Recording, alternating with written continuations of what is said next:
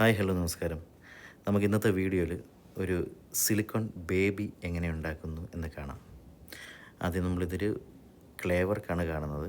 ക്ലേയിൽ നമ്മൾ കുട്ടിയുടെ ഫേസ് ആദ്യമേ ഉണ്ടാക്കിയിട്ട് അതിൻ്റെ ഡീറ്റെയിലും കാര്യങ്ങളൊക്കെ ചെയ്ത് അതിനുശേഷം കുട്ടിയുടെ ബോഡിയാണ് ഞങ്ങൾ ചെയ്തത്. അതിൻ്റെ സ്കെൽറ്റനാണ് വിക്കി അവിടെ നിന്ന് ചെയ്യുന്നത്. അതിനുശേഷം ക്ലേ ഒക്കെ വെച്ച് അത് ഫുള്ള് ഫില്ല് ചെയ്ത് അതിൻ്റെ ഒരു രൂപമൊക്കെ സെറ്റാക്കി പിന്നെ അതിൻ്റെ ഡീറ്റെയിലോട്ട് കടന്നു. ഡീറ്റെയിൽസ് കഴിഞ്ഞ് അതിന് മോൾഡിങ് പ്രോസസ്സാണ്. അതിനുശേഷം പിന്നെ ഞങ്ങൾ തല കാസ്റ്റ് ചെയ്തെടുത്തു.